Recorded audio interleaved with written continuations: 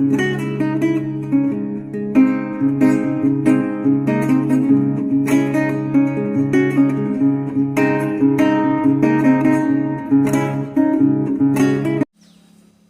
साथियों, स्वागत करता हूं आपके अपने YouTube चैनल पर। आज का हमारा टॉपिक बहुत महत्वपूर्ण है साथियों, रीति सिद्ध कवि एवं उनकी रचनाएं और क्या उनमें विशेष है, वर्ण विषय यानी उन पुस्तकों में क्या खास बात लिखी हुई है, वो सब हम आपके साथ ये जानकारियाँ साथियों साझा करने वाले। नेट की परीक्षा आ रही है और सभी हिंदी साहित्य की परीक्षाओं के लिए यह वीडियो बहुत इंपॉर्टेंट है। तो चलिए साथियों, हमारे पास जो पहला कवि है रीति सिद्ध का, वो है सेनापति। 1589 ईस्वी में जन्म माना जाता है इनका और इनकी दो रचनाएं हैं, कवित रत्नाकर और काव्य कल्पद्रुम। पहले कवित रत्नाकर के बारे में पढ़ लेते हैं। इसमें क्या है साथियों, इसमें राम कथा का वर्णन है। क्या है इसमें? राम कथा का वर्णन है। 5 तरंगे हैं इसमें, यानी 5 अध्याय हैं। इनके अध्यायों को तरंग कहा गया है। 5 तरंगे हैं, 394 छंद हैं इसमें, ठीक है।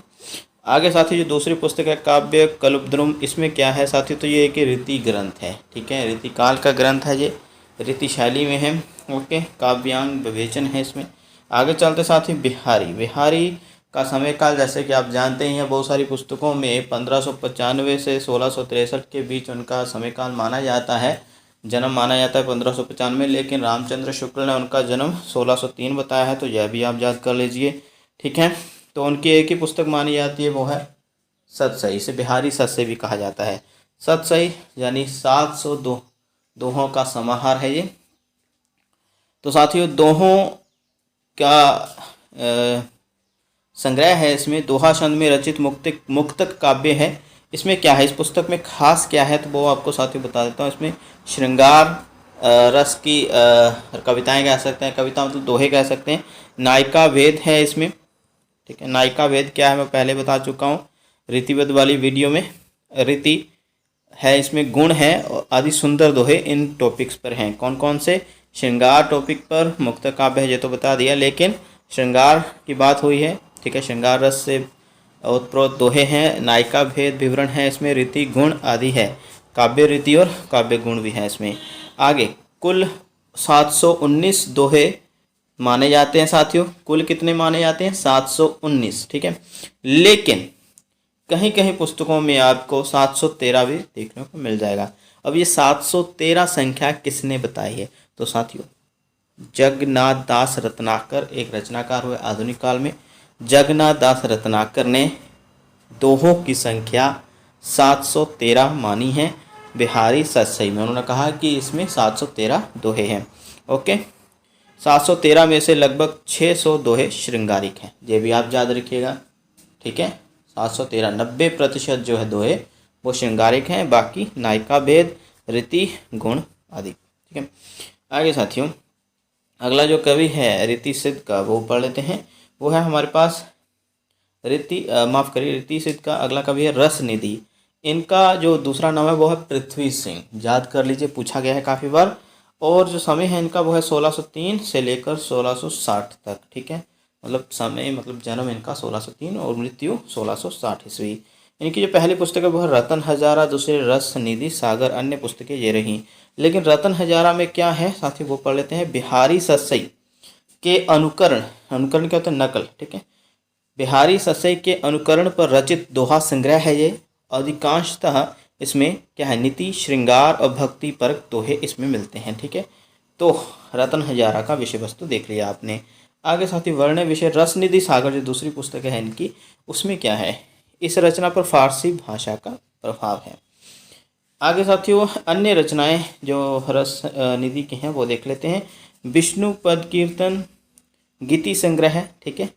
और कवित और 12 मासा, हिंडोला और अरिल, ये इनकी अन्य पुस्तकें हैं, ठीक है साथियों। आगे चलते हैं साथियों अगले प्रश्न पर।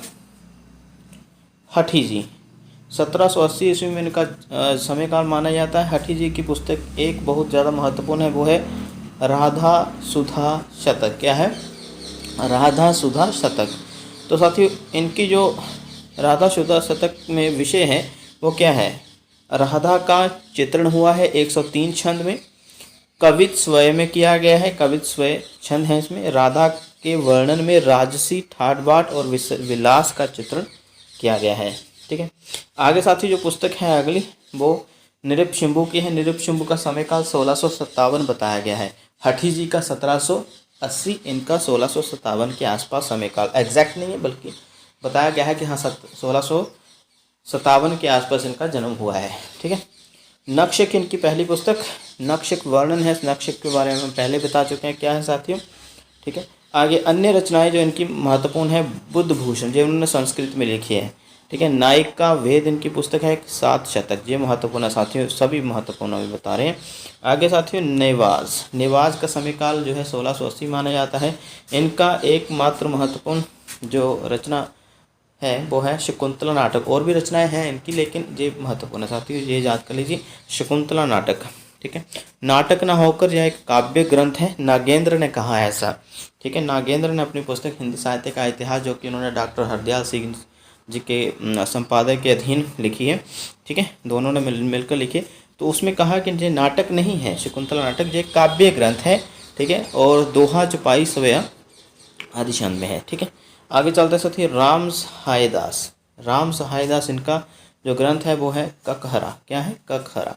और डॉक्टर नगेंद्र के अनुसार यह अखरावट के ढंग का ग्रंथ है। क्या है? अखरावट, जो जायसी की रचना है अखरावट। ठीक है, उसके ढंग जो उसके आधार पर लिखा गया एक उसके जैसा एक ग्रंथ है राम सहायदास ककहरा।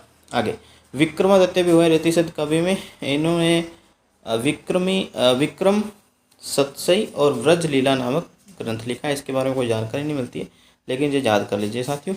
पजनेश और राम सहाय का समय काल नहीं है, विक्रमादित्य का समय नहीं है हमारे पास, लेकिन साथियों पजनेश का है।